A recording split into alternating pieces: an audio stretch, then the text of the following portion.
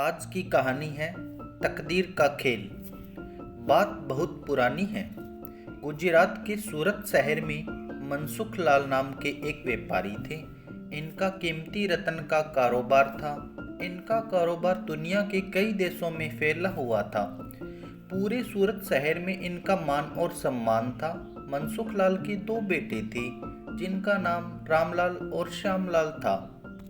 रामलाल को दौलत और रुतबे का बहुत घमंड था, जबकि श्यामलाल एक शरीफ और सुलझा हुआ इंसान था। घमंड के साथ साथ रामलाल ने ईर्ष्या और बेईमानी जैसे अवगुण भी थे। समय के साथ साथ मनसुख लाल की उम्र बढ़ती जा रही थी।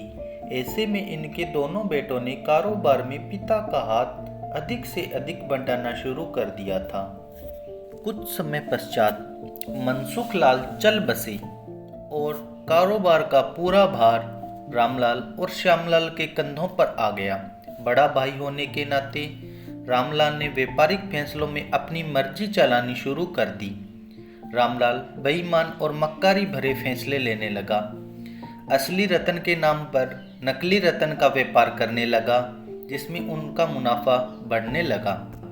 इस मुनाफे से बाकी बचा चरित्र भी काला हो गया। दौलत के घमंड में वह परिवार में उन्मादी जैसा व्यवहार करने लगा। दूसरी तरफ शरीफ और सुलझे हुए श्यामलाल को शुरू में रामलाल की बेईमानी का इल्म तो नहीं हुआ, परंतु जब उसने उसके व्यवहार में परिवर्तन देखा तो पूरे माजरे को समझने में ज़्यादा देर नहीं लगी। रामलाल की करतूतों से श्यामलाल को बड़ा दुख हुआ।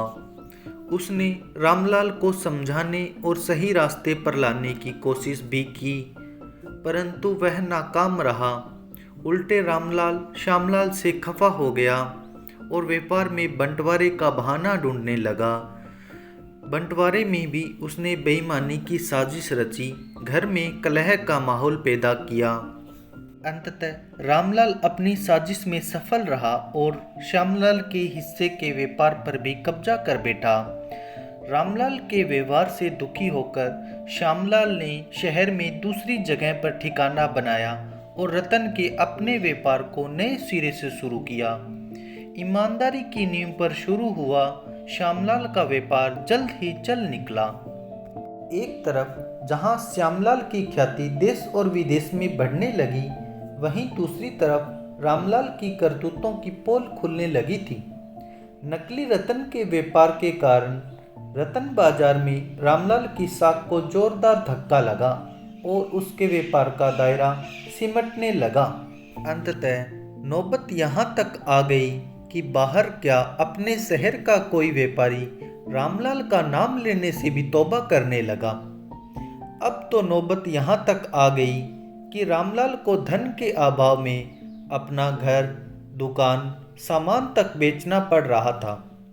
जल्द ही रामलाल के हाथ से सब कुछ निकल गया और वह परिवार सहित सड़क पर आ गया।